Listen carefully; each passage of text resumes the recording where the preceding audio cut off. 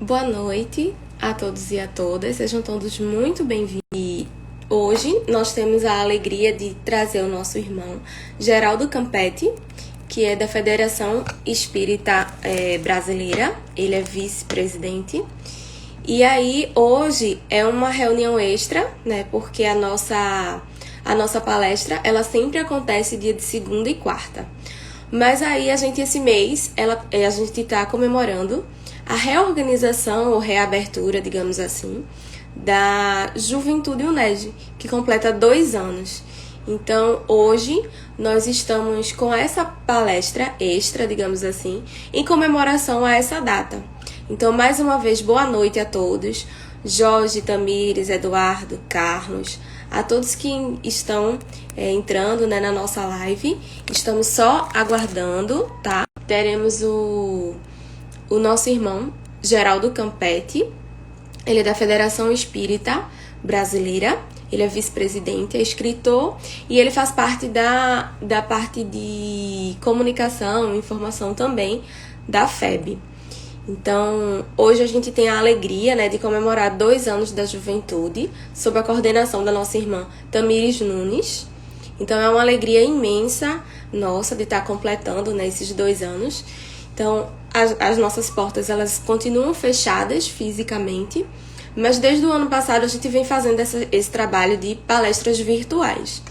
E esse ano, a gente comemorando, né, o aniversário da Juventude UNED, a gente está trazendo hoje o nosso irmão Geraldo Campetti, que a internet nos aproxima, né? Porque fisicamente ele não poderia estar com a gente, mas graças à internet, ao Instagram, hoje será possível essa comemoração, né? Esse banquete espiritual que a gente vai receber essa noite.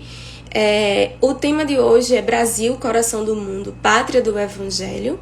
Então é importante a gente falar um pouco desse nosso Brasil, né? Que está passando por momentos tão difíceis, né? Nesse momento de pandemia. Então, que a gente possa ter os melhores pensamentos, as melhores vibrações, principalmente para ajudar aqueles nossos irmãos que estão retornando à pátria espiritual, os familiares que aqui se encontram, então que todos possam receber as vibrações amorosas e amigas que são emanados da nossa casa, das nossas casas, né, dos nossos lares, porque a UNED nesse momento se faz presente em todos os lares. Então, eu vou adicionar nosso irmão aqui para que a gente comece. Então, mais uma vez, boa noite a todos. Sejam todos muito bem-vindos e bem-vindas. É uma alegria imensa ter todos vocês aqui. É uma satisfação ter vocês. Que a gente possa, né, realizar um bom trabalho. Geraldo? Oi, estão me ouvindo? Tô, mas a tela tá azul. Está azul. Vamos ver como é que eu faço para essa tela não ficar azul. Me explique aí, vocês são jovens há menos tempo. Veja aí se a sua câmera ela tá trocada. Pode ser isso. Tem uma setinha assim embaixo. Ah, ok. Era isso. Era isso. Olha, querido, vocês sabem que eu estou ajustando aqui, né, meu ambiente e eu não tenho muito hábito aqui de fazer pelo Instagram. Então vocês me desculpem qualquer coisa, mas estamos juntos. Inclusive a luz para a gente testar. Assim está mais escuro, assim está mais claro, né? Assim tá melhor. Tá melhor, né?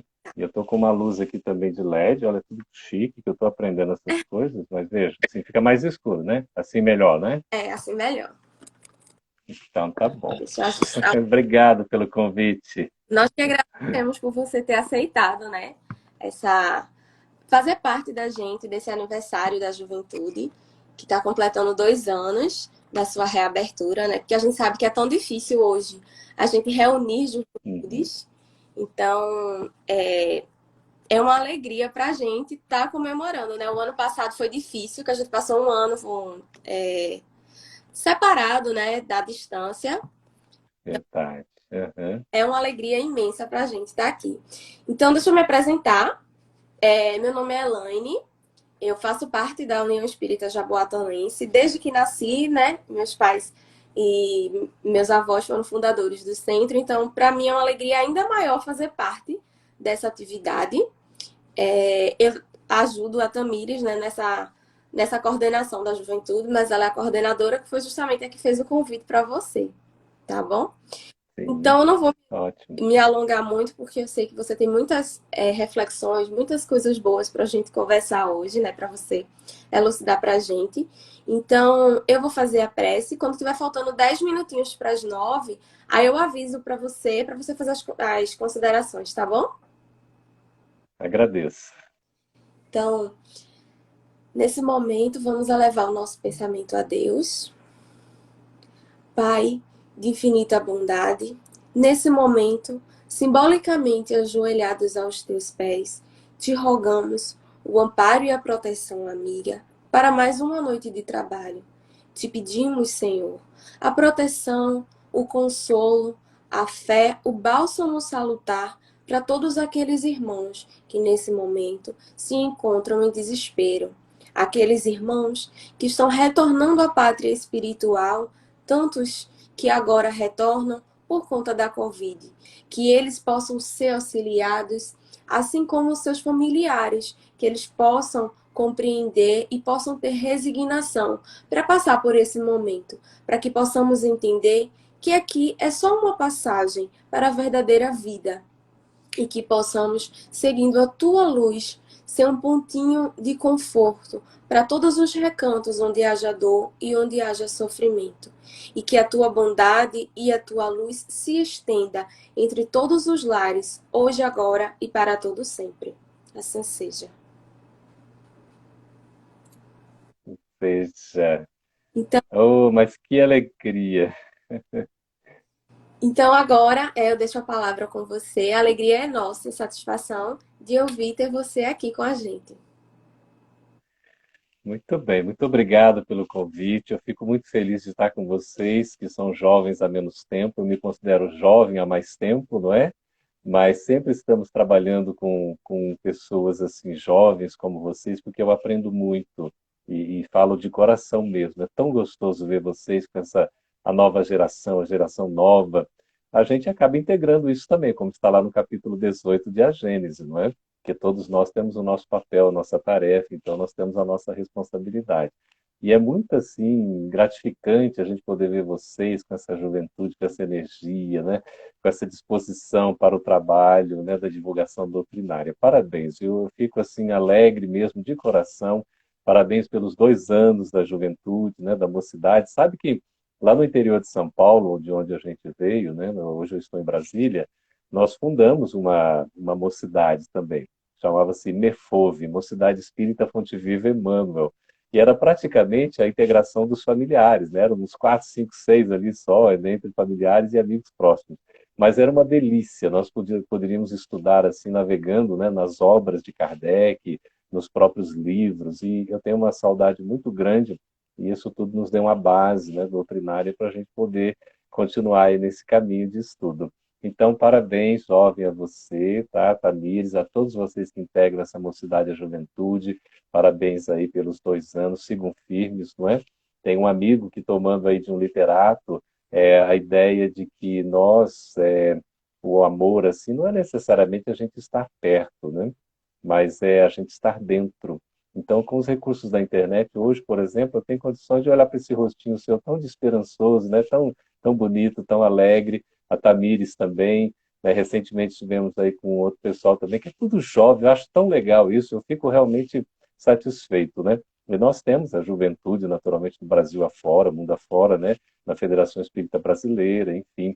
Há alguns tempos, né? Algumas décadas eu estive coordenador da juventude também. Então é uma linguagem assim que eu gosto muito, né? De conversar com vocês, de aprender.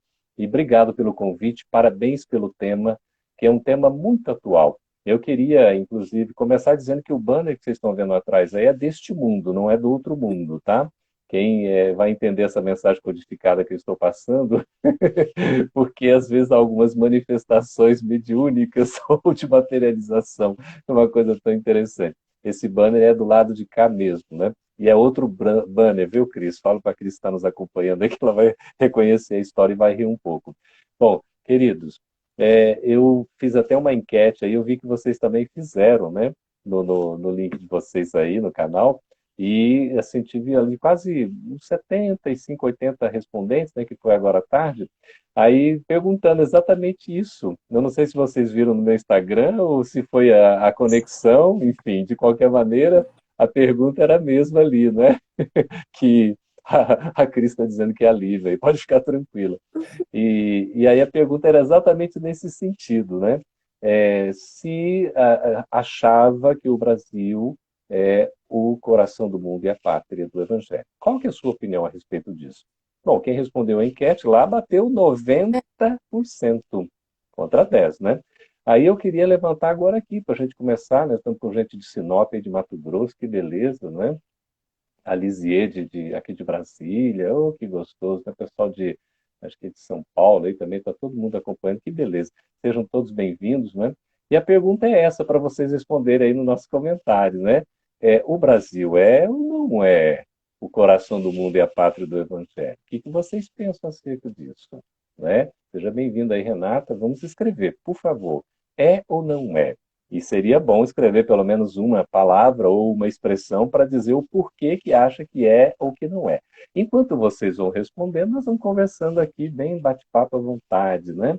Olha só, nós estamos vivendo momentos difíceis, não é? Como é que é seu nome mesmo? Fala de novo para eu aprender. Elaine. Elaine. Olha que bonito. Vocês falam Elaine aí aberto, não é isso? Elaine. A gente fala Elaine, vocês falam Elaine. Mas Tão é lindo. Elaine mesmo. Então, é assim mesmo, né? Então, Elaine, olha só que coisa curiosa.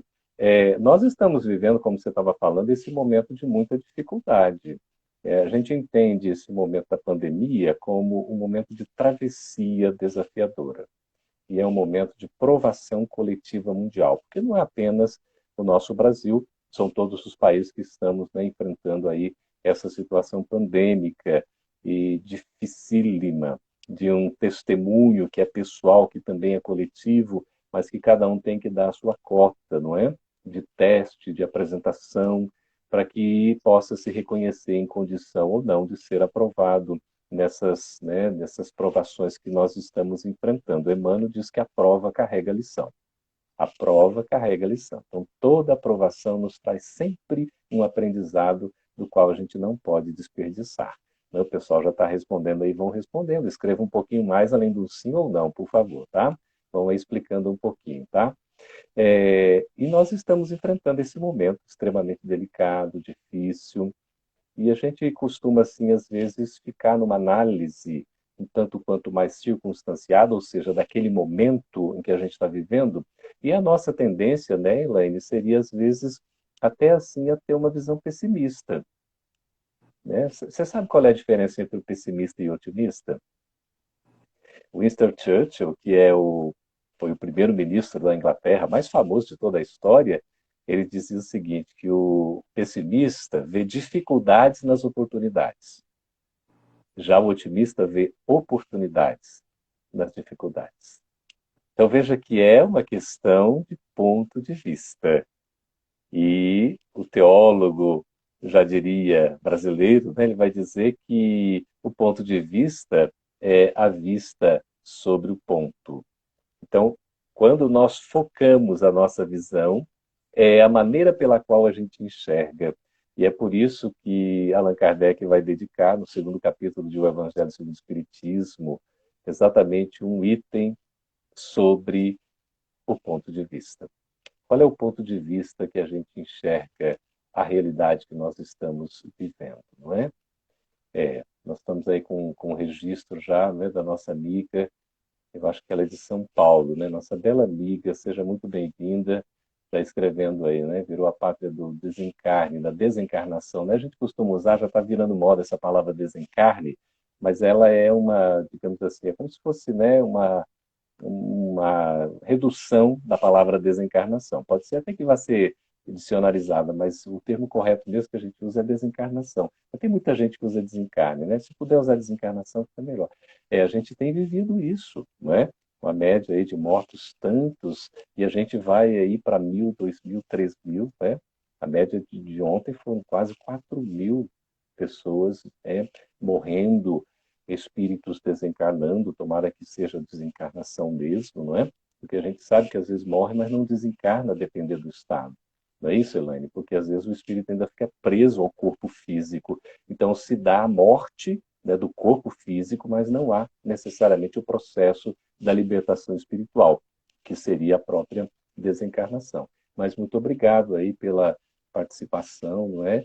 E a gente está vendo que há muita inconsequência, há muita irresponsabilidade, não há dúvida alguma. Quando a gente faz uma leitura assim, apenas de um ponto de vista circunstanciado, circunscrito do momento que a gente está vivendo, apenas o presente, a gente entraria quase que num estado de desespero.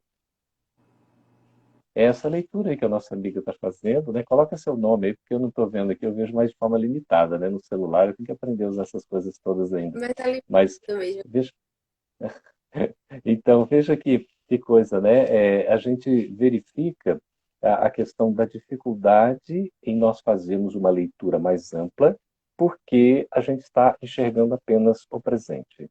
Afinal de contas, diante de tudo que está acontecendo, a gente poderia dizer que o Brasil é o coração do mundo, é a pátria do Evangelho. Uma primeira coisa que a gente tem que fazer, o pessoal está respondendo sim, alguns estão questionando, estão na dúvida, outros estão ponderando, né? Como nós temos essa mensagem expressa aí, que de tanta dificuldade, né, devido até mesmo à irresponsabilidade de gestores, inconsequências e tudo que a gente vê, todos os momentos nós tivemos os gestores com as suas responsabilidades e irresponsabilidades. Aqueles que fizeram um bom trabalho e também não fizeram nem tão bom trabalho assim. Isso em todos os tempos, em todas as gestões. A partir de 1989, quando nós tivemos, né, esse processo de, digamos assim, da redemocratização, da abertura mais, né, em que voltamos à eleição direta no nosso país, né, a gente teve vários presidentes, vários governos, inclusive, e você sempre tem assim, não é uma abordagem, uma crítica, ou às vezes um elogio, uma tendência, né, que você gosta, outro não gosta, um foi bom, outro não foi nem tanto, enfim, tem as preferências eleitorais. A gente não quer entrar nesse mérito, mas nós queríamos fazer aqui uma distinção para poder entender o contexto à luz da espiritualidade, não é? A gente precisa enxergar o que está acontecendo de maneira mais ampla. Porque se nós enxergarmos apenas de uma forma que seja, por exemplo, reduzida, uma forma mais limitada, a gente não vai conseguir entender exatamente o que está acontecendo. Nós vamos ficar com uma visão parcial e não vamos conseguir fazer aquela visão mais ampla, Elaine, que é fundamental, que vê o antes e o depois. Então, à luz da espiritualidade, nós temos que enxergar historicamente e espiritualmente as circunstâncias, ocasiões, ocorrências antes do momento presente que nós estamos vivendo e o que virá depois como consequência ou que já está programado num sentido mais amplo. Então, muitos dizem assim, como é que o Brasil pode ser, não é? Ficamos assim, a pátria do Evangelho, eu perdi uma das luzes aqui, mas tá bom, vocês estão me vendo bem? Né? O espírito inferior é assim, não tem luz própria, tem que ter luz artificial, né? Senão... Então, veja só que coisa. A gente fica se perguntando, mas como é que o Brasil pode ser o coração do mundo, a pátria do Evangelho, diante de tantas coisas que estão acontecendo, tanta barbaridade, né? Tantas coisas ruins, mas não é possível, não dá para acreditar. Aliás, se fosse, já não é mais, não é? Ou se estava programado, o Brasil parece não estar dando conta de cumprir. Então, nós queríamos conversar aqui no nosso bate-papo o seguinte: Deus está no leme dos multiversos. Ele é o criador de tudo. Jesus está no leme da embarcação terrestre. Ele é o governador espiritual da Terra. Esse nosso planeta, a Mãe Gaia, o nosso lar, a quem a gente deve agradecer a Jesus a oportunidade de nós termos esse habitat maravilhoso que nos serve de morada e que a gente precisa aprender a valorizar. Ainda o ser humano acaba abusando dos seus recursos, fazendo de uma maneira inadequada, não é? Mas nós vamos gradativamente nos aperfeiçoando ainda mais nesse momento que nós estamos vivendo, em que há necessidade desse entendimento, né? Dessa compreensão, para a gente mesmo poder buscar estas luzes, para que a gente possa ser feliz, mesmo porque estamos agora num processo exatamente de transição. É um processo em que nós estamos nessa viagem, não é isso? E nós precisamos fazer por merecer, porque senão a gente não vai conseguir permanecer nesta morada abençoada, porque não teremos mérito para isso. Então, é bom que a gente dê conta aí, a gente já vá agindo de uma maneira que seja a mais assertiva possível. É preciso abrir a cabeça, é preciso cuidar da natureza, fazer o melhor ao nosso alcance, cuidar dos nossos irmãozinhos animais. Eles não são para ser mortos no sentido, né, de nos servirem. A gente já vai evoluindo de tal maneira, vocês mais jovens, assim, há menos tempo, como, né, como vocês e tal, Elaine, né? É, vocês já vão percebendo que algumas coisas já parece que não são mais, né? Assim, toleráveis, já não aceita mais. E isso é espontâneo, é natural. Não é uma coisa que se força, não é? Então a gente vai aprendendo isso. Se a gente faz essa leitura circunstanciada, a gente poderia dizer, olha, não tem jeito, o Brasil não tem solução. Mas acontece, não é, o rei, que a gente precisa ver o seguinte: Ismael, espírito protetor, governador espiritual da terra, está no leme da embarcação terrestre. Essa é uma informação que nós temos desde a primeira vez que ele manifestou-se em 1873 ainda, sabe, Elaine? Lá no Grupo Confúcio. A Federação Espírita Brasileira nem existia, não é? Então ele se manifesta e traz já uma mensagem vinculada à necessidade da caridade, da prática do bem, que é a bandeira Deus, Cristo e Caridade, essa bandeira que a gente deve adotar, não é? Até, sobretudo, no momento desse que nós estamos vivendo de transição planetária, sem dúvida alguma. Então a gente vai reclamar, por exemplo, da economia, vai reclamar da política, vai reclamar das pessoas, vai dizer da corrupção, das coisas que estão perdidas, não se valoriza a ciência, a medicina, enfim, esse caos que nós estamos vivendo, afinal de contas. Veja lá. Uma coisa que a gente, então, depois de ter esta informação e esta certeza de que Deus está no comando, Jesus está no comando, Ismael está no comando, a gente já não entra em desespero. A gente poderia dizer, mas Campete, sim, Deus, né, é fiel. Jesus é o nosso guia e protetor, nosso modelo, não é? Para a gente seguir, para a gente adotar aí o seu evangelho como roteiro. Ismael é esse espírito protetor tão bondoso, né? Esse sociólogo que vai trabalhando toda essa evangelização para que a gente possa melhorar. Mas, enfim, parece que nós, né, no sentido de seres humanos, a gente não está dando conta de fazer esse trem direito. A gente está vivendo tanta coisa, cometendo tantos erros. E aí, se a gente vê sobre esse aspecto, Elaine, a gente quase que entra num desespero. O desespero é o ato de você perder a calma, a paciência e a esperança. Porque o desespero leva também ao chamado desânimo, porque parece que a gente não dá conta de resolver. Então, depois desta confiança numa atuação da espiritualidade, numa programação que existe, uma programação espiritual que existe, como, por exemplo, o Brasil, nessa sua missão de ser o coração do mundo, a pátria do Evangelho, quando a gente compara com o momento diante de tudo que está acontecendo, com tanta, digamos assim, irresponsabilidade, inconsequência, incompetência, você vai dizer, olha, perdeu o prumo, perdeu o rumo, não tem jeito. Mas acontece que nós estamos fazendo uma leitura do momento, muito circunstanciada, muito circunscrita. É preciso abrir esse leque para enxergar o antes e o depois. Quando a gente compreende de maneira mais extensiva, nós tendemos a alimentar a esperança, não o desespero. Nós tentamos usar no nosso dia a dia o verbo esperançar, Elaine, que é a gente acreditar que vai melhorar. E o esperançar como verbo implica em que nós estamos fazendo a nossa parte. Não estamos de braços cruzados, não. Nós estamos fazendo a nossa parte para poder receber o resultado como mérito. Então, é um processo de meritocracia. Não é uma dádiva, um presente que vem da divindade, de Deus, vai entregar tudo prontinho. Não, nós temos que fazer a nossa parte. Aí a gente pergunta, Campete, mas nós não estamos fazendo a nossa parte, pelo visto, né? Olha, do jeito que as coisas andam, se a gente está fazendo a nossa parte, a gente está fazendo muito pouco dela. Temos que fazer muito mais. Emmanuel faz uma abordagem tão interessante, Elaine e amigos queridos que estão nos acompanhando aí, que diz o seguinte, que o que nós estamos vivendo na atualidade não é o cumprimento da vontade de Deus. Olha o que ele nos diz. Não é o cumprimento da vontade de Deus. É a inconsequência da irresponsabilidade humana. O que significa isso? Claro que tudo ocorre sob a supervisão divina, sob as suas leis que regulam e que regem todo o nosso destino pela lei de causa e efeito, não tem a menor dúvida, mas Deus é tão misericordioso que Ele permite que nós, até nas nossas incompetências, na nossa falta de sensibilidade, ainda na nossa imaturidade espiritual, que alimenta o egoísmo, o orgulho, a vaidade, a prepotência, sabe, tudo isso que não é nada bom, esse monte de vícios, né? Focado no interesse pessoal, porque eu penso em mim em primeiro lugar. E para a felicidade do outro, eu penso em mim também em segundo lugar.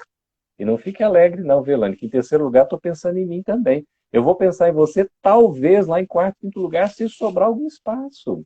Assim vive o egoísta. E assim são boa parte das ações que a gente tem visto quando as pessoas elas não consideram a chamada alteridade. Essa pandemia vem para nos trazer essa lição da alteridade. O outro existe. E também da assertividade. O outro existe, ele tem direitos e os direitos dele merecem ser respeitados. Que é a aplicação da justiça, como nos ensina Allan Kardec em O Livro dos Espíritos. No que consiste a justiça? Em cada um respeitar o direito do outro. A gente acha que a justiça é eu ter o meu direito respeitado. Não, é eu respeitar o direito alheio. Isso é que é justiça. Assim é que nós vamos construir um mundo melhor. Aí entra a empatia, de eu me colocar no lugar do outro, estar próximo do outro para sentir, para enxergar, para estar ali na pele dele, para compreender a sua situação, sua condição. E aí, Elaine, eu não vou julgá-lo, muito menos condená-lo. Então, o preconceito vai por água abaixo quando eu me coloco assim.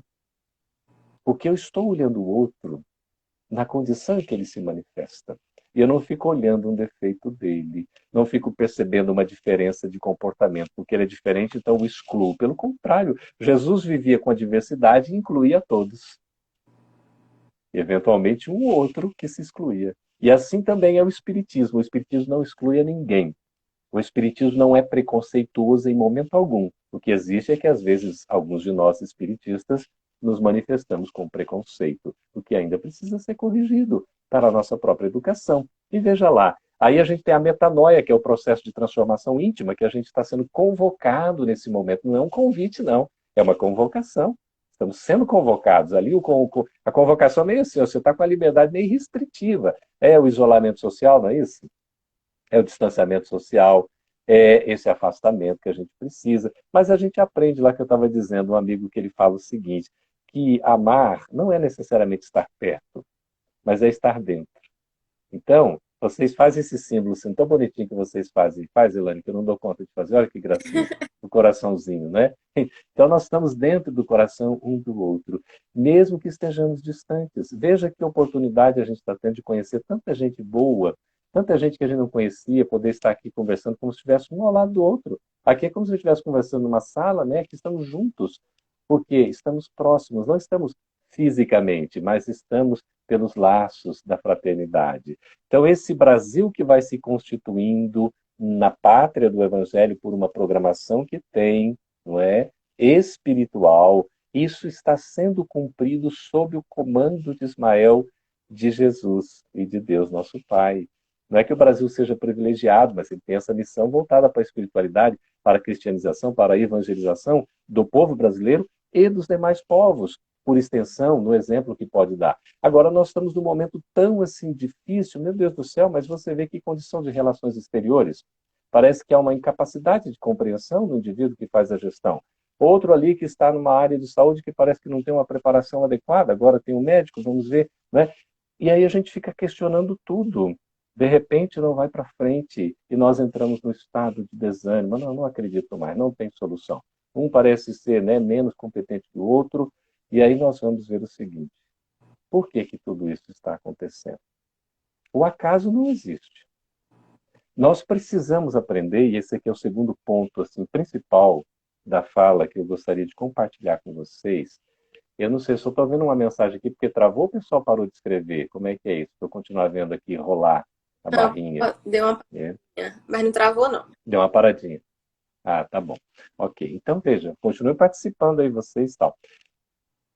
Uma outra coisa, além dessa assistência espiritual, Elaine, que todos nós temos, de Deus, de Jesus e de Ismael, Deus como o criador e coordenador, gestor dos multiversos, de todos os universos que a gente pode imaginar, do mundo inteiro. Jesus como coordenador, governador espiritual e co-criador com Deus em plano maior do planeta Terra. E Ismael como coordenador espiritual, governador espiritual, com a responsabilidade do trabalho de evangelização do Brasil, do povo brasileiro. Esse é um primeiro ponto de segurança. Tenhamos essa confiança. A nossa falta de fé nos leva apenas a capitular. O que vale isso? É a falhar. A gente cometer, às vezes, equívocos. Porque se a gente alimentar a fé, como diz o poeta, musicista, vocês vão dizer quem é. Ele falava, quem espera sempre alcança. Uma música aí, brasileira. Quase um rock, não é tão bonito. Como é que era o nome dele agora? Do Legião Urbana? Tudo bem lembrar, que eu não me lembro o nome dele. Começa com Renato e acaba com Russo. Como é que é o nome dele mesmo? Renato Russo, né? Quem espera sempre alcança. Então, é Renato Russo que falava isso? Se não for, vocês corrijam aí, por favor. É ele mesmo. Né? Tem música. É ele, não é? E tem também música tão bonita aí que a gente vê, que eu estava, né, tirando aí no violão, tudo gostoso. Aquela que fala também que a gente precisa, não é? É acreditar no amanhã, que o amanhã será melhor. Mas esse amanhã, ele depende de nós mesmos. Não é da gente ficar esperando acontecer. A gente tem que fazer a nossa parte, por isso esperançar. Então, veja, o segundo ponto que eu quero colocar é o seguinte: nós precisamos fazer uma distinção entre o que é o Estado e o que é a nação. O que é o Estado? O que é a nação? A nação brasileira, o povo brasileiro, o nosso país, o Brasil. O Estado é temporário. O Estado reflete uma gestão de acordo com o mandato eletivo a que os governantes foram, né, elevados a esses postos para poderem exercitar por delegação ou representatividade, elegido ou eleito pelo povo, para poder estar no comando, seja de um país, seja de um estado, seja de um município. Tá certo? Estamos falando aqui do presidente da República, dos cargos, do cargo de governador, que é de estado, e estamos falando do prefeito, que é do município. E aí nós temos as legislaturas, que trabalham também cargos políticos administrativos, que são as respectivas assembleias, com os vereadores, com deputados, não é? E também municipais, aqui no caso, estaduais e no Distrito Federal, e também a questão dos senadores no âmbito que também tem o estadual e tem o federal. Bom, aí nós vemos, né, por isso que a gente tem a representatividade da Câmara, né, do Senado, compondo aí o Legislativo, e temos e também a Câmara de Vereadores, enfim, e temos a parte, né, executiva, que são esses cargos de administração, de gestor, em que a gente vê, né, como o presidente, o colégio aí de ministros, não é isso? E temos também os prefeitos, que também compõem essa parte do executivo, não é isso? Governadores também nos respectivos estados e compõem as suas equipes de trabalho. E temos o chamado judiciário, que é o terceiro poder aí, não é? Colocando aqui nessa sequência, mas todos estão trabalhando em conjunto, e assim deve ser, mantendo as suas independências, enfim, mas tem vínculo, relação entre si. O judiciário com os juízes, com os ministros, enfim, das diversas cortes que a gente tem nos diversos tribunais do nosso país. Isso pode compor ali, no caso, uma gestão, de acordo com os mandatos que tem, com o período que tem. Nós não podemos confundir, sobretudo no que a gente chama de executivo, o governo como a nação. A nação brasileira se distingue do governo, porque a nação brasileira, ela existe, continuará existindo.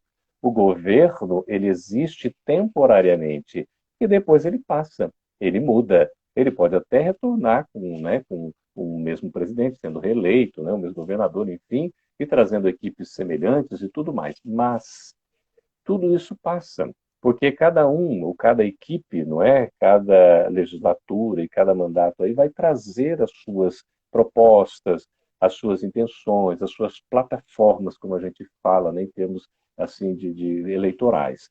Então, veja, tudo isso denota a vontade humana que pode ser envolvida numa série de interesses, inclusive políticos, a depender de cada um, de cada governo, que vai fazer com que o trabalho possa andar mais ou menos. O trabalho possa ter um foco ou outro, possa se desenvolver um determinado aspecto em detrimento de outro. Cada governo vai dar ênfase de acordo também com as suas competências, as suas capacidades. E a gente aprende no Espiritismo que não cabe fazer a crítica, não é? A nenhuma pessoa. A crítica jamais deve ser pessoal, né? Não vai falar, oh, o Campeche é isso e aquilo. Não. Olha, o comportamento que o Campeche teve ali, naquele momento que ele falou daquele jeito, eu acho que ele poderia ter falado diferente, ele não foi tão assertivo. Aí é diferente, a pessoa se abre aqui, oh, rapaz, eu aceito a sua crítica aqui, né? Porque eu não a tomo como pessoal, vou me esforçar por melhorar mesmo, né? Porque se a gente também não aceita, às vezes, uma observação que a pessoa faz com relação ao nosso comportamento, aí a gente está sendo egoísta e orgulhoso demais, né, Elaine? A gente tem que se abrir um pouco para essa perspectiva de melhora, né, de melhoria.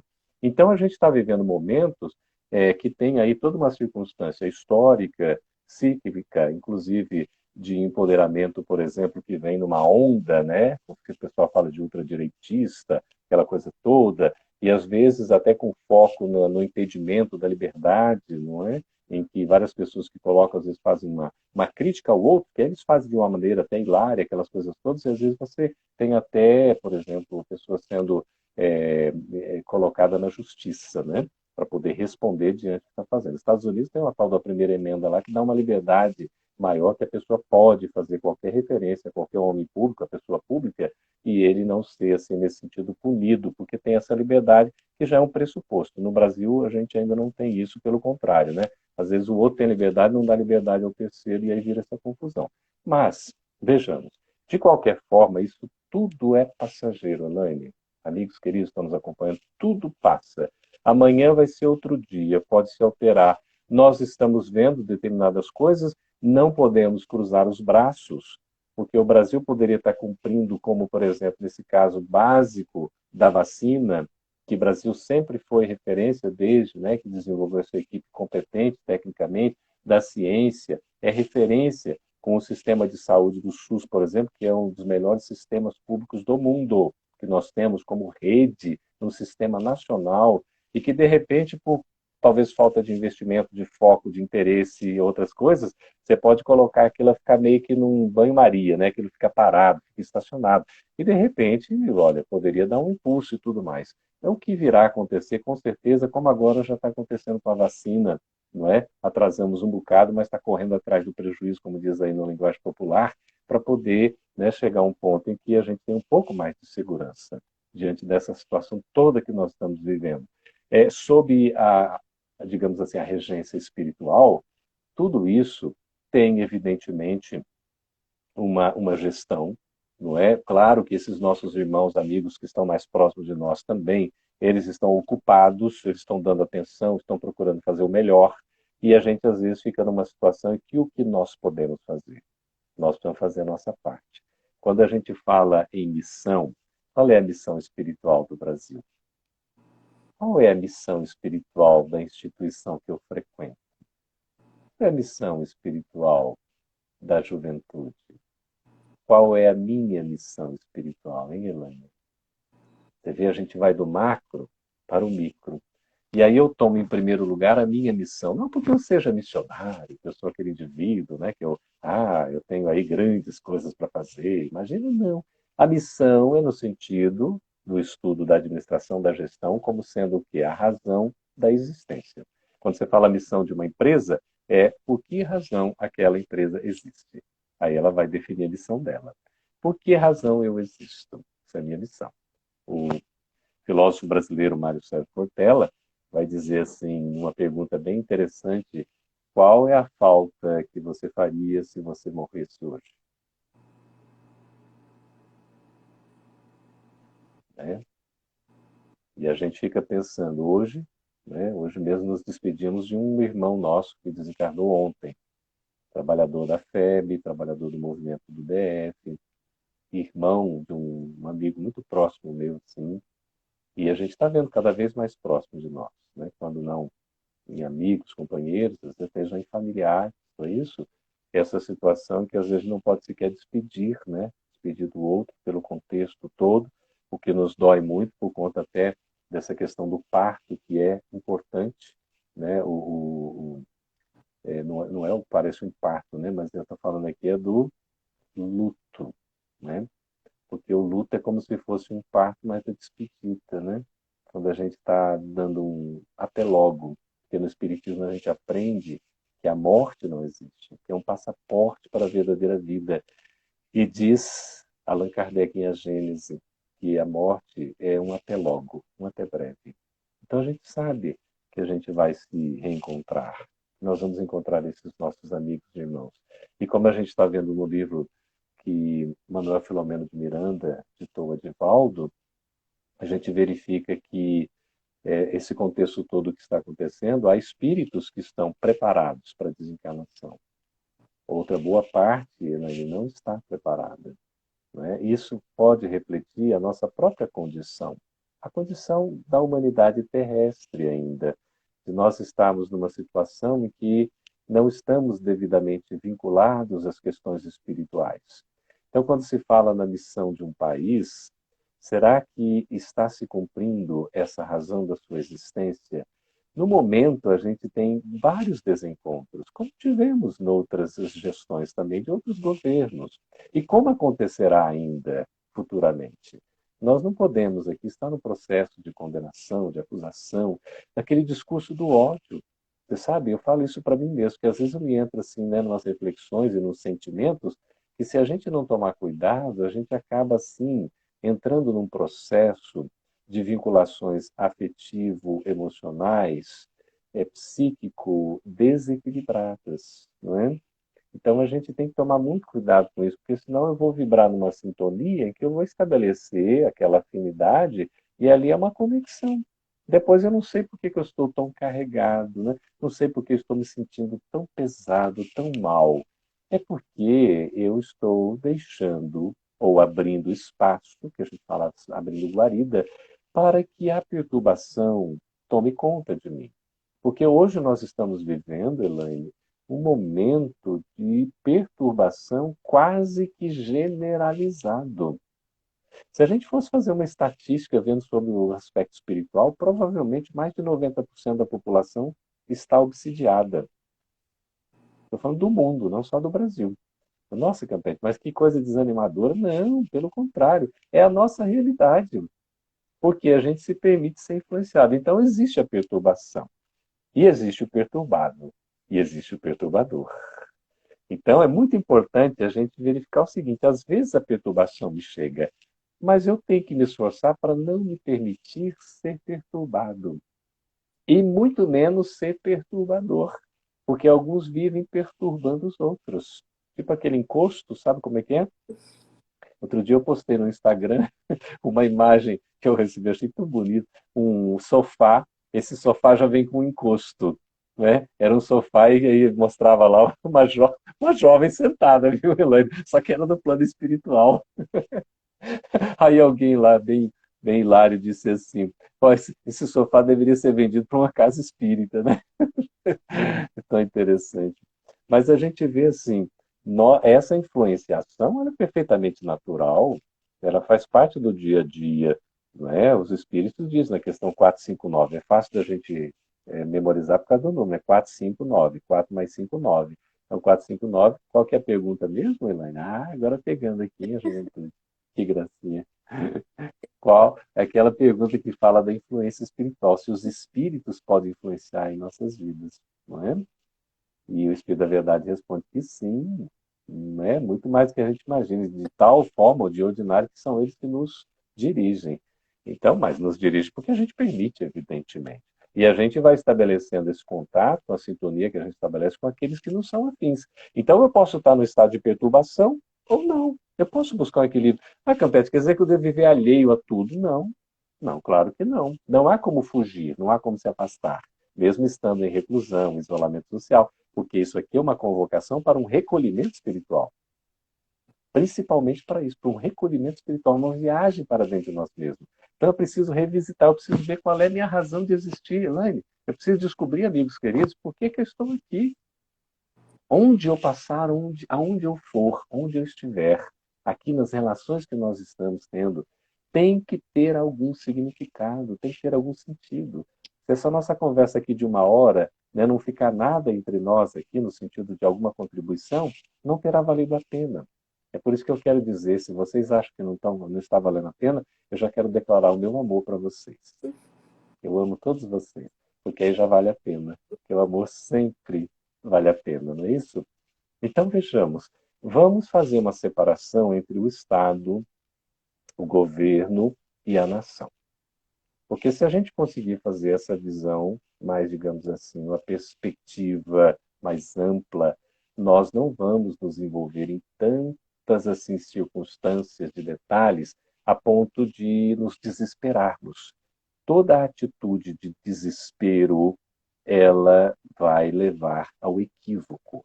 Porque para nós tomarmos uma decisão, seja ela qual for, a gente precisa ponderar, precisamos refletir.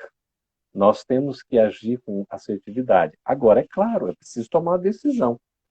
Aquele famoso médico Drauzio Varela, ele diz o seguinte, que pior do que as consequências de uma decisão equivocada, a gente assumir as consequências de uma decisão errada, são os sintomas da indecisão. Porque a pessoa indecisa, não é, Elaine? Como ela sofre? Imagina a pessoa indecisa, nossa, ela fica insegura, não é? Ela fica assim, insatisfeita, ela não sabe para onde vai, ela acaba assim dando trabalho para os outros, dá trabalho para si mesma também, não é aquela coisa toda. Então, a decisão é necessária. É como a nossa querida poetisa de Goiás, o nome dela é Cora, Coralina. Ela diz que ela aprendeu de mais importante na vida que ela aprendeu, que era o decidir. Aprendi na vida que o mais importante é o decidir. Então, tomar a decisão é importante. E essa decisão é nossa. Qual é a decisão que eu faço? Eu posso optar por uma coisa ou outra. Uma coisa é certa. Eu vou sofrer as consequências de acordo com os envolvimentos. Então, eu posso fazer uma leitura da realidade, por isso está lá em Marcos 13:33, olhai, vigiai e orai. Veja que a oração vem em terceiro lugar ali, porque primeiro você olha, você faz o reconhecimento da realidade, um panorama. O que está acontecendo no Brasil? Por que nós estamos enfrentando assim essas coisas? Tudo isso que está acontecendo. É uma irresponsabilidade, uma consequência lá do indivíduo, né, de uma gestão assim. Veja que coisa. Claro, aí vai dizer Paulo, né? Paulo, quando ele escreve para os Coríntios, na sua segunda carta, no capítulo 4, versículo 8. Em tudo somos atribulados, mas não angustiados. Olha só, tudo somos atribulados, porque a tribulação vem de fora. Essa tribulação toda, essas coisas assim que vão como se fosse uma avalanche, né? Vai nos levando assim, aquela coisa toda hora uma coisa e a gente parece que não tem controle, porque são variáveis externas, são fora do nosso controle. Mas em tudo nós somos atribulados, mas não angustiados. A angústia já é alguma coisa interna, é algo que a gente consegue controlar porque vem de dentro. Então não preciso ficar angustiado. Embora haja tanta tribulação, né, tantas assim, situações que a gente às vezes não consegue controlar, tantas, meu Deus, né, o que virá agora? Parece que você vai entrar em desespero. Não, não fique angustiado. Não se permita invadir pela angústia. Não é isso? Por uma situação em que de repente você está assim, sei lá, né, eu não estou mais suportando tudo que está acontecendo. E aí Paulo continua ainda para dizer nesse versículo 8 desse capítulo 4 da segunda epístola aos Coríntios, para dizer que em tudo nós somos perplexos, mas não desanimados. Veja, tudo nós somos perplexos, porque a gente fica perplexo, Elaine, diante de tudo que está acontecendo, qual é a surpresa que virá agora? Vou ver aqui na internet, vou ver o jornal, vou ligar a TV, né? E aí eu vou verificar, meu Deus do céu, o que está acontecendo? Cada hora parece uma coisa, eu não estou acreditando, a gente fica perplexo, mas nós não podemos nos permitir desanimar. Desanimar é ficar sem ânimo, é sem alma. É como se nós nos entregássemos assim, no sentido estou derrotado. Não. Veja lá, o pessimista, ele vê dificuldades nas oportunidades. O otimista vê oportunidades nas dificuldades. O momento é de crise. O momento poderia dizer, olha, o Brasil deixou de cumprir a sua missão, o Brasil não está fazendo a sua parte, o Brasil não deixou de cumprir a sua parte. Talvez nós estejamos num momento difícil de um recorte cronológico que a gente possa fazer de um governo, de um Estado, enfim, que está atravessando essas dificuldades todas por uma série de razões, inclusive por decisões, por escolhas que, evidentemente, vão refletir em consequências, porque cada um vai responder pelo que está fazendo e pelo que está deixando de fazer. É por isso que nós não podemos ser omissos. Jamais deveremos nos omitir. Nós precisamos ser aqueles que vamos acompanhar, que vamos fazer o melhor ao nosso alcance. Isso significa o quê? O nosso dia a dia, Elaine. Não é distante, não é fora, é dentro de nós, é próximo. É no nosso lar, na relação com o nosso familiar, com o nosso amigo. É numa troca de conversa como a gente está fazendo aqui, que a gente sempre deve levar a esperança. Por isso que coloca lá. Então a gente vai ficar assim, não é? Você olha para fazer uma panorâmica, você vigia para manter o foco nessa questão da esperança e ora pedindo ajuda. Vamos recorrer realmente à oração, que é muito importante, mas fazendo a nossa parte na construção do mundo melhor, que começa agora. É no momento da pandemia, é no momento da dificuldade que nós temos a crise, que também vem a oportunidade. A oportunidade aparece na crise. Os momentos de crise são os momentos de grandes oportunidades, de guinadas, de avanços. Veja, depois das guerras, normalmente, né, que são uma destruição quase que generalizada, você tem avanços, porque você vai investir na ciência, na pesquisa e tudo mais. Ontem a gente estava vendo o anúncio de uma vacina, né, por um governo, depois o governo federal também anuncia outra, quer dizer, parece uma concorrência, né, transformando a saúde, essas coisas. Que coisa impressionante. Mas o pessoal dizendo, no fundo vai ser bom, porque mesmo que seja uma concorrência e que tenha vacina, meus amigos, se for usar isso para eleitoreiro, o problema vai ser de quem está usando. Porque o eleitor vai abrir os olhos mais cedo ou mais tarde, né, e vai fazer o reconhecimento daquele ou daqueles que forem mais competentes. A gente tem que amadurecer também nesse sentido. Então, o Brasil, em essência, é o coração do mundo. Campete. Oi. A gente tem 10, são 10 para as 9. Mas aí eu tenho algumas perguntas. Se você quiser responder, se você se sentir à vontade, a gente pode estender um pouquinho, se você quiser. Pode. Podemos. Não podemos passar um pouquinho, não tem problema? Vamos lá. Tá. Então, deixa eu só fazer esse textinho aqui rapidinho e você faz as perguntas. Tá bom. O Brasil é o coração do mundo. Porque é tão interessante, se a gente for examinar, mas são coisas assim ilusórias, mas nada é casual. Você já viu o mapa do Brasil? O mapa do Brasil tem um desenho praticamente de um coração. Se a gente pega o mapa do Brasil, estamos falando aqui do mapa mesmo, né? A gente vai ver que quando Pangeia, quando estávamos juntos, os continentes, a gente vai ver que nós saímos. O que nos separa da África? O Oceano Atlântico. É impressionante. Quando você junta o mapa, parece que você está unindo as partes. Né? Por isso que a gente tem a nossa mãe África, Mama África, a que nós devemos agradecer. E há estudos que tudo lá começou e tudo lá também vai terminar no sentido de ser o abrigo. Assim como o Brasil, não é? Nós poderemos ter e deveremos ter também a África tão sofrida, não é? Com esse povo tão maravilhoso, com essas dificuldades todas, tanto preconceito, tanta miséria, tanta corrupção, pobreza, não é? Abaixo da linha da miséria praticamente, da pobreza, e a gente vai ver que esta mãe África vai acabar nos socorrendo ainda. Então, o Brasil é o coração do mundo porque tem uma potencialidade impressionante. Quer ver só apenas um detalhe? Nós somos dos maiores produtores de grãos do mundo inteiro. Por conta da nossa extensão territorial. O Brasil é um país continental, então celeiro do mundo, coração do mundo nesse sentido, de poder oferecer recursos, se bem administrado, evidentemente. Mas mesmo em situações, Elane, de dificuldade, nós estamos batendo recordes de produção, de produtividade. É uma coisa impressionante. E nós vamos nos aproximando também mais da natureza, não é? Da produção, que seja o mais natural, em consonância com a natureza, não com a destruição. O Brasil é a pátria do Evangelho, porque ela tem essa missão, ele tem essa missão espiritual de levar o Evangelho de Jesus à luz do Espiritismo, mesmo que não seja falando em religião, em denominações, mas é esta missão de realizar um trabalho voltado para a iluminação, para a sensibilização, para a melhoria interior. Porque é tão interessante, nós, como povo brasileiro, temos características que a gente não encontra em nenhum outro povo. Não é assim, Capete, nós estamos fazendo comparação para diminuir, não. Eles têm características que nós não temos também. Né? Mas assim, quando a gente vê, nós já começamos na formação do nosso povo numa miscigenação. Não era para a gente ter preconceito nunca, Elaine. É tão contraditório, né? Nós formamos já aqui, nós já temos três raças constituindo a formação básica do nosso povo, não é? E a gente saiu até recentemente uma pesquisa, e é um estudo que se faz, até pela análise da saliva, né, do DNA, você chega lá, o pessoal que fica criticando, por exemplo, eu odeio tal povo, não sei se vocês viram isso. Aí quando vai dizer o povo que ele odiava, ele na verdade ele é descendente daquele povo, ele tem no DNA dele a maior composição de origem daquele povo.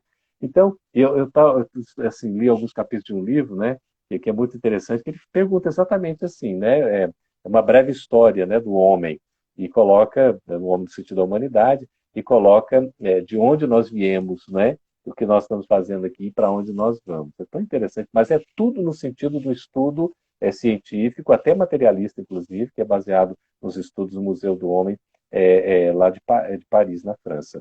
Então, a gente vê, tem um estudo, um artigo que fala que nós somos primos. Todos nós somos primos. Então, na verdade, nós temos praticamente as mesmas origens. Então, não há por que ter preconceito. E o povo brasileiro tem isso. Nós somos preconceituosos, ainda somos. Que existe até escravidão, em outros sentidos, ainda existe. Fomos os dos últimos, o penúltimo país a abolir a escravatura. Fomos. Não é? Ainda hoje o preconceito existe. Tem tantas coisas aí de barbárie, ainda existe. Mas o que a gente está vendo? Nós, como pessoas, seres humanos comuns, né, nós precisamos dar ênfase ao bem. O mal não merece comentário em tempo algum, nos ensina André Luiz. E Emmanuel vai dizer que o bem que a gente faz em qualquer lugar é o nosso advogado em toda parte. Então, para o mundo de regeneração que vem, para o cumprimento dessa missão espiritual do Brasil como a pátria do Evangelho, é preciso que a gente veja esse lado de construção do que é bom, do que é harmônico, do que é equilibrado. Olha só, Elaine, a terra prometida, o mundo de regeneração, vai ser dos mansos. Bem-aventurados os mansos, porque eles herdarão a terra. Então não serão daqueles fortes brutalizados, não serão daqueles violentos, pelo contrário, há necessidade da paz e da pacificação. Nós precisamos, então, alimentar esse sentimento de fraternidade, de solidariedade, o que nós já temos, digamos assim, até como talvez uma tendência natural. Na própria cultura brasileira, a gente tem mais, nós somos mais abertos, mais receptivos, mesmo que há preconceito, de um outro, sim, sim, mas de um modo assim geral, praticamente culturalmente nós já estamos mais abertos, a gente recebe as pessoas, nós já temos mais esse comportamento, não é tão frio, não é tão distante, não é tão indiferente, porque primeiro que a gente é latino, esse sangue é mais quente e tudo mais, né? E segundo essa questão de querer abraçar, de querer aconchegar, de ver a necessidade do outro. Então é preciso enxergar com olhos também otimistas, ver oportunidades nas dificuldades, porque senão a gente não evolui, a gente não vai para frente. Por isso que amanhã será outro dia.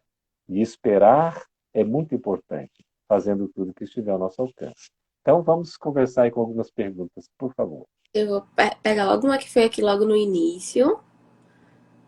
Deixa eu ver aqui. Eu acredito que você já deve ter respondido essa, né? Mas eu vou fazer. Geraldo, qual a missão do Brasil enquanto coração do mundo, pátria do Evangelho? Foi o que você acabou de falar pra gente, né? Isso. Isso, exatamente. É esse trabalho de evangelização, não só do povo brasileiro, mas também como extensão de outros povos. É colaborar nessa mensagem de Jesus que seja levada em espírito e verdade, porque o espírito vivifica, não é? É levar essa mensagem aos corações para serem consolados, as mentes para serem esclarecidas, para que nós possamos edificar o reino de Deus na Terra. Essa é a missão do, né, Brasil nesse trabalho de evangelização. Aí tem outra aqui. Campete.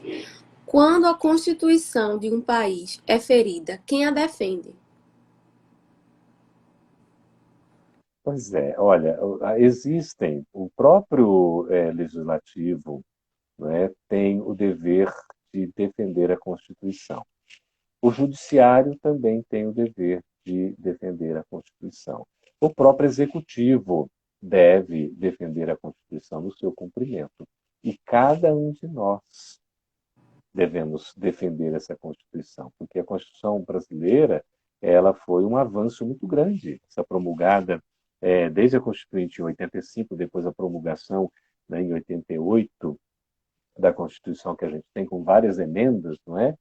Diz que quanto mais se escreve, porque o povo é mais atrasado, né? Então nós temos uma Constituição aí ampla com muitas emendas, porque a gente precisa de muitas leis. E quanto mais evoluído for, menos leis a gente vai ter. Vai ser mais consuetudinário, como a gente tem em alguns países, né? Você tem menos escrito, mas você tem mais o costume. E a gente vai gradativamente nesse sentido. Mas a Constituição é para ser cumprida. E há muitos desregramentos, há muitos desvios, e depois você tem os enfrentamentos, né? Judiciais, tem os questionamentos, né, em nome da lei, para que possa ser retomado. Então, na verdade, eu só queria responder essa questão citando uma pergunta de O Livro dos Espíritos, que Kardec pergunta, Elaine e amigos queridos, quem perguntou essa questão tão interessante, Kardec vai e questiona quando é que uma civilização, quando é que um povo pode se considerar civilizado? Uma nação civilizada, por exemplo, né? Então, a nação é constituída pelo povo. O Estado, o governo, é o que dirige temporariamente aquele povo, né? Aquela tal, como representante indicado, né, pela maioria, enfim, quando é o processo democrático do Estado de Direito. Bom, então, quando é? A gente às vezes vai pensar, quando é que você pode considerar, por exemplo, né, que uma nação é civilizada? A gente pensar quando vai ter o maior desenvolvimento científico, tecnológico, né, do progresso e tal. A resposta é quando houver o progresso moral. Então, uma sociedade, Elaine, vai ser reconhecida como civilizada quando ela for desenvolvida moralmente. Vai ser reconhecida pelo seu progresso moral, porque a moral é a regra do bem proceder. É a questão da ética associada voltada para o bem. Então, eu vou fazer o bem. Quando eu faço o bem, eu não prejudico, eu auxilio. Eu não estou querendo competir, estou querendo colaborar. Eu estou querendo estender as mãos. Se eu sou mais forte, eu ajudo o mais fraco. Se eu sou mais inteligente, eu auxilio aquele que temporariamente é menos inteligente. Não é para usar como um poder, né, um abuso de autoridade, seja econômico, social, político, de que natureza for. De autoridade, não. A gente vai estender as mãos para auxiliar. Como a gente já tem em alguns países exemplos, porque o nosso Brasil, porque é jovem e ainda, né, de muita imaturidade, jovem porque tem 500 anos, comparado a países, né, da Europa e tudo, nós somos jovens. E aí a gente herdou, a pessoa diz, mas nós somos, né, colonizados por portugueses. Imagina se a gente fosse colonizado pela Inglaterra, seria totalmente diferente e não necessariamente melhor. Por isso que a gente tem que tomar cuidado. O Brasil, Coração do Mundo, o livro de Humberto Campos, na psicografia do Cândido Chico Xavier, não é uma história ilusória, como alguns dizem. Ali é fantasia, quimera, né? Aquilo tudo é ilusão, não tem sentido, não. Aquilo ali é um programa espiritual planejado destinado ao Brasil no cumprimento da sua missão. Se a gente está cumprindo bem ou mal, é uma questão nossa, mas o programa existe e ele será executado, viu? Porque aí é vontade, tem até uma expressão, né? Que o bem sempre vence. Deus sempre vence, Jesus sempre vence, Ismael sempre vence. Então, é uma questão de tempo que a gente às vezes está olhando, mas parece que não passa nunca, né? Mas é mesmo assim, que sejam décadas, que sejam séculos, é pouco tempo diante da eternidade, não é? Nós vamos melhorar com certeza e vamos cumprir esse papel fazendo a nossa parte. Se a gente não tiver condições, a gente vai ser meio que convidado, convocado, viu, Elaine, a dar uma retirada. Ou a gente muda ou a gente é mudado, sabe como é que é, né? Então, não é punição, não. É oportunidade. A gente tem que aprender com essas oportunidades também. Então, é isso. Se a gente cumprir esse papel realmente, né, de buscarmos a moralização, esses aspectos morais do homem de bem, né, do ser humano voltado para a bondade, para o auxílio, para a caridade, que a bandeira do Espiritismo é fora da caridade na salvação. Não é isso? A bandeira de Ismael, Deus, Cristo e caridade. Extremamente importante. Então, a gente precisa considerar esses aspectos para poder auxiliar no cumprimento dessa missão espiritual do Brasil. Cada um tem que fazer a sua parte. Ah, e tem uma pergunta assim. Qual a colaboração, ou papel, né, da juventude espírita em nossa pátria do Evangelho? A colaboração é efetiva. Eu costumo dizer, viu, eu falo aí dirigindo a você, Elaine, e a todos os jovens, que a gente pensa assim, o jovem é o futuro. Não, o jovem não é o futuro, o jovem é o presente. Quem é o futuro é a criança. A criança, sim, é o futuro. Mas o jovem é o presente. Porque o jovem é aquele que já deve estar engajado, envolvido, a quem deve ser dada a oportunidade, que deve estar trabalhando com aquele que tem um pouquinho mais de experiência. Por que eu costumo trabalhar com jovens? Porque eu não sou bobo. Porque eu estou aprendendo com eles, que estão me ensinando, vocês estão me ensinando o tempo todo, e ao mesmo tempo eu estou compartilhando um pouco da experiência que eu tenho. Não é? Isso faz parte, porque a gente já com um pouco mais de vivência, a gente passa mais segurança natural, porque já passando por várias experiências que às vezes vocês ainda têm, né, aquela precipitação, aquele sentimento, ai meu Deus do céu, né? O que vai acontecer? Quando você já passou por experiência, você vê, calma, né? Amanhã será outro dia, não precisa fazer uma tempestade num copo d'água, né? Depois você começa a fazer num balde, nem na bacia, você não precisa fazer tempestade em momento algum, que você vai saber lidar com resiliência, que é outra coisa, né, que a gente está precisando aprender na pandemia. A tal da resiliência, palavra bonita, né? É. Mas é o quê? É aquela capacidade da gente se adaptar, da gente saber trabalhar essas mudanças que estão chegando e processá-las para o nosso benefício e benefício do outro. Então, a juventude tem um papel importantíssimo, um papel fundamental no presente, agora, porque a nova geração, a geração nova, vocês que sejam centênios, milênios, né? Que eu tenho dois filhos que são milênios. Tem uma filha que vai fazer, nossa, vai fazer 28 anos, né? Que gracinha. Você tem 22, 23? Quantos anos você tem, Eu tenho Elaine? Quanto? 31. Nossa, olha só, está ficando jovem há mais tempo. Que beleza, jovem. Então, e eu tenho um filho de 33 também. Agora você é vovô do Bernardo, né? A esposa, minha nora, está esperando aí o Bernardo. Que lindo, né? O meu primeiro neto. Chega em julho. Do meu filho Ricardo e da Selma. Então, veja, vocês, né, que são jovens há menos tempo, vocês têm uma responsabilidade muito grande. Você, por exemplo, como uma jovem, né, agora já caminhando para uma jovem adulta, assim, no sentido da própria oportunidade da vida, da experiência, é maravilhoso. Aprender a trabalhar ali nesse momento agora, contribuir, fazer, porque são vocês que vão promover essa transformação. Lá na Gênesis eu estava falando, Elane, que a gente às vezes vê que a geração nova, a nova geração, é só pessoal novo, de idade cronológica. Não é isso. A gente, por exemplo, tem 55 anos, eu me sinto da nova geração, não é? A geração nova pode ser esse pessoal mais novo em termos de idade e tal. A nova geração, a gente se sente assim porque, né, também nós estamos trabalhando num processo de transformação, de transição, a começar da nossa própria reforma íntima, né? Começa por nós, dentro de nós, para depois fazer essa influenciação externa. Então, o papel é fundamental. Eu queria lembrar aqui o livro do Raul Teixeira, viu? Não sei se vocês sabem, o Raul psicografou, o primeiro livro psicografado depois do AVC que ele teve, sabe? Ele psicografou um livro do Ivan de Albuquerque. E o livro já está disponível, inclusive no portal da FEB. Você pode adquirir eletronicamente pela loja virtual, pode ser pela Frater, né, o Remanso Fraternal, que é a editora lá, que faz as obras do Raul Teixeira, ou pela FEB mesmo consegue adquirir. Que é um livro, Elane, voltado para a juventude. Então, Ivan de Albuquerque coloca ali exatamente o trabalho da juventude diante da sua vida, do que precisa ser feito, dos enfrentamentos, com situações que está vivenciando no dia a dia. Né? Não é questões longe, não, são questões próximas mesmo. Né? Das dificuldades, às vezes, de relacionamento, de problemas que enfrenta, de desafios a serem superados. E do papel que tem, da responsabilidade que tem. Então, o papel da juventude, ele é imprescindível, indispensável, intransferível e impostergável. Se vocês não souberem o significado de uma dessas palavras, aí pergunta para a Cris que ela responde aí. Né? Então veja lá. Impostergável é que não pode ser transferido, né? Tá certo? Assim, não pode ser adiado. Intransferível é que eu não transfiro para o outro. Não é isso? E é um papel que cada um tem. Então, a juventude é uma riqueza. É uma riqueza, é um valor impressionante e aprender a trabalhar, viu? Você também, Elaine, e todos os demais, trabalhar assim com aqueles que têm um pouco mais de experiência. Tem um pouquinho de paciência, de humildade, né? Então, por exemplo, eu estou aprendendo aqui a usar esses recursos agora. Imagina, alguns eu já uso com mais facilidade, né? Porque a gente trabalha com outros recursos e tal. Aqui o Instagram, estou adentrando nesse mundo agora há pouco tempo. Eu fui ganhar uma conta de Instagram dos meus filhos, Dia dos Pais, não é? Agora, quer dizer, vai passado em agosto.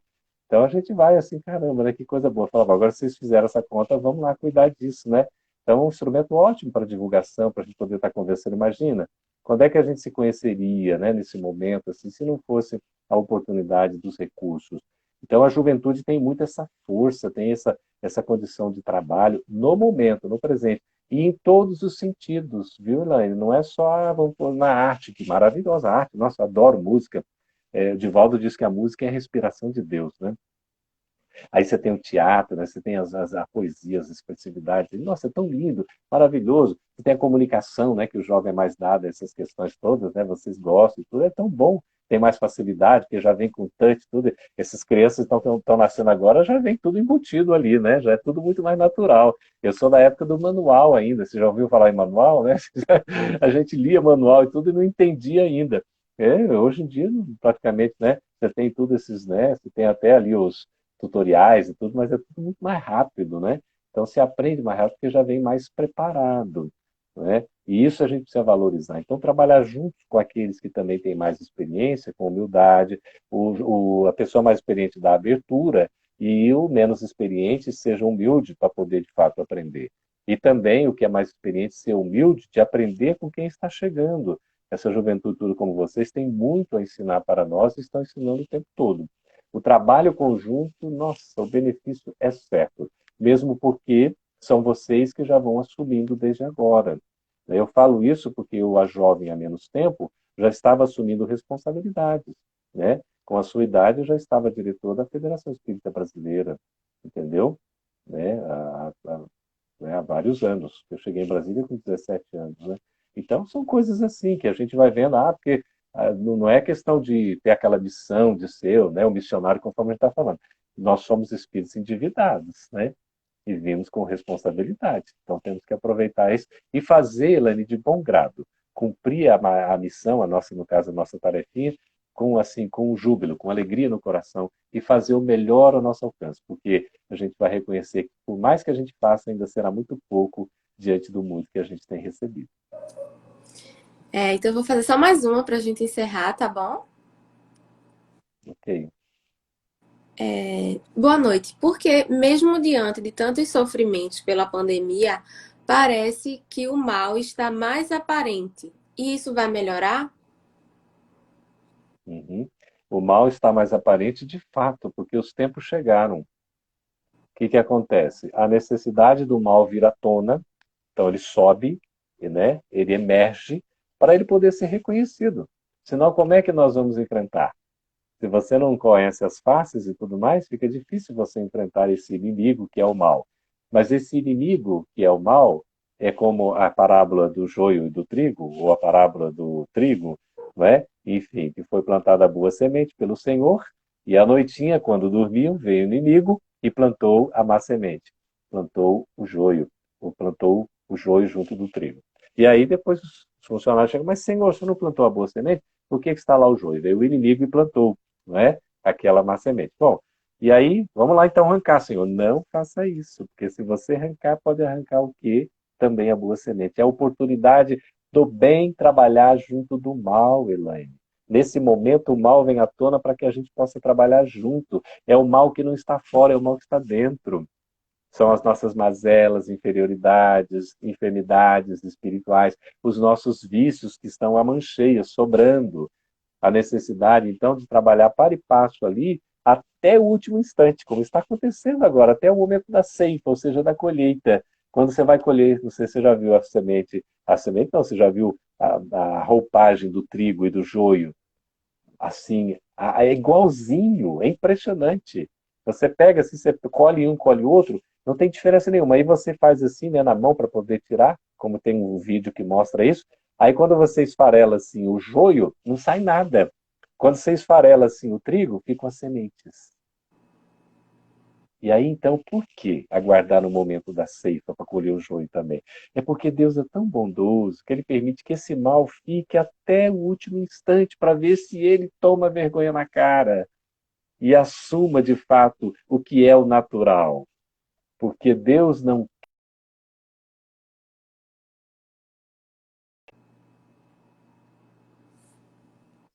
o equívoco, o erro. É isso que Ele deseja. Então, nós aprendemos na obra de André Luiz, Missionários da Luz, que Deus coloca junto do bem e o mal. E do mal, a gente consegue tirar o bem para o nosso aprendizado. Pela necessidade que a gente tem. A questão de número 120 pergunta lá Kardec se nós temos que passar pela fieira do mal para chegar ao bem. E a resposta é pela fieira, ou seja, pelo caminho do mal, não, mas pelo caminho da ignorância. Então veja, Elaine e amigos queridos, que aí o Espírito da Verdade separa o mal da ignorância. A ignorância pode gerar o mal? Até pode, mas não é sinônimo, tá certo? O mal aqui é aquele mal que é quando é intencional, é o mal que realmente o indivíduo está fazendo por prazer. Esses que o fazem assim não permanecerão na Terra, porque a Terra vai dar um passo fundamental nesses tempos finais, os tempos que chegaram. Por isso que o mal vem à tona para que ele possa ser erradicado, ele possa ser trabalhado até a última oportunidade. Se de repente, né, a gente não se predispuser realmente à melhoria, não tiver esforço, não tiver boa vontade, aí nós não conseguiremos acompanhar o progresso natural da Terra, que já vai passando desse estágio de expiação e provas para um mundo de regeneração. Então, ao contrário de ser ruim, é bom. Ao contrário de ser, então, aquela coisa negativa, é uma coisa positiva. Ao invés de ser algo que poderia dizer ser um prejuízo danado, não, isso é um benefício.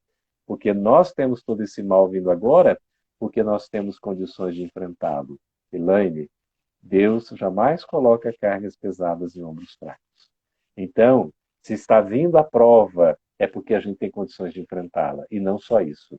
Nós temos condições também de superá-la, de vencê-la. É por isso que o mal está vindo com toda a força, para ver se dessa vez a gente consegue, de fato, erradicar esse mal, pelo menos dentro do que nós tivemos condições de fazer, sob a misericórdia de Deus, que sempre quer o melhor aos seus filhos. Deus é nosso Pai. Ele quer sempre o melhor para nós.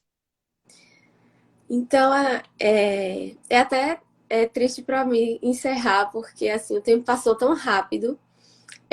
Pelos comentários, né, dos nossos amigos, assim, todo mundo muito feliz, muito agradecido por essa noite de hoje, por essa oportunidade, né? Gostaria de lhe parabenizar pelo netinho, né, que está vindo em julho. E Obrigado. é como você falou, né? O Instagram, os recursos possibilitaram que a gente tivesse aqui agora. A gente não, talvez a gente não tivesse essa oportunidade, né, devido à distância física. E graças a esses recursos, hoje a gente teve essa oportunidade grandiosa de estar aqui. Então, eu só tenho a agradecer em nome da UNESD, em nome da juventude, por você ter aceitado o convite, né? Foi uma alegria imensa para a gente quando você aceitou fazer parte com a gente, né, dessa comemoração, porque é para a gente comemorar a juventude dessa forma, estudando, aprendendo cada vez mais. Então, eu gostaria de agradecer também a direção da nossa casa, que abre esse espaço imenso para a gente, né? Toda a programação das palestras virtuais desse mês, ela foi realizada pela juventude, tanto a temática como o convite aos palestrantes, é, a direção, né, das lives. Então, a gente agradece muito a direção da casa por esse espaço. Agradecemos a Tamires, né, por ela ter oportunizado a noite de hoje, né, ter estendido esse convite para você. E que você leve o abraço fraterno da UNESG para ir para a FEB, né, que as nossas vibrações elas se encontraram nesse momento, a FEB e a UNESG, e que possamos estar aqui mais vezes, né? Que a gente possa realizar esse trabalho outras vezes, não só hoje. E é com um sentimento de gratidão e de alegria, né, que a gente encerra hoje. E eu gostaria de lhe convidar para fazer a prece de encerramento. Vamos fazer sim. Queria agradecer também a Elaine, agradecer a direção da casa, né? A juventude, parabenizando por esse segundo aniversário tão bom, né? E que vocês sigam trabalhando unidos, dispostos, sempre buscando estudar, aprender, realizar cada vez mais, sempre na busca do entendimento, das pontes que levam ao entendimento, jamais dos muros que nos separam, né? Para que a gente possa estabelecer essa solidariedade, essa fraternidade. Então vamos orar, que a oração nos coloca diante de um gesto de reconhecimento de amor, de temperança, de irmandade, de doação, de altruísmo e de oração. Começando com a gratidão. Agradecemos, Deus nosso Pai, pela vida e pela imortalidade. Agradecemos, Jesus, pela terra, nosso lar, e pelo seu Evangelho, que é o roteiro de nossas vidas. Agradecemos a Ismael pelo Brasil, coração do mundo, pátria do Evangelho, pela Federação Espírita Brasileira e todas as demais casas voltadas para o bem, através das quais a implementação desse projeto, desse programa, certamente será implantado, será executado. Agradecer a Allan Kardec pelo Espiritismo, que é uma luz que nos facilita seguir o roteiro das nossas vidas, que é o Evangelho de Jesus. Agradecer ao codificador também pela fé raciocinada, esse legado tão importante de nós acreditarmos, sabendo o porquê. A nossa gratidão aos amigos espirituais que nos assistem, esses amigos jovens também da espiritualidade, que acompanham esses trabalhos da juventude e que estão sempre dispostos a aprender e auxiliar. Agradecer aos nossos pais queridos, pelos quais nós podemos estar aqui hoje, nesta encarnação, e poder dizer, do fundo do nosso coração, muito obrigado, Senhor. Muito obrigado, amigos. Que a educação, como encerra o livro Brasil, Coração do Mundo, Pátria do Evangelho, o escritor maranhense Humberto de Campos, Espírito na psicografia do Cândido Chico Xavier. A educação seja realmente a palavra-chave do conceito transformador de um mundo que ainda enfrentamos de tantas dificuldades para um mundo melhor, Senhor. A educação é a base da renovação, da nossa renovação social, moral, da nossa reforma íntima. Muito obrigado, Senhor. Muito obrigado, amigos. Entre as rogativas do nosso irmão, damos por encerrada a palestra de hoje. Assim seja. Gostaria só de lembrar que essa palestra ela vai ficar gravada também no IGTV, tá? Então, quem não assistiu, pode mandar para as pessoas assistirem. Quem quiser rever, vale a pena. Então, é isso. Um abraço e que a paz esteja com todos nós hoje, agora e para todos sempre. Mais uma vez, obrigada, Geraldo. Um beijo imenso para você e um abraço. Beijo, querida. Obrigado. Meu abraço virtual a todos. Tchau, tchau.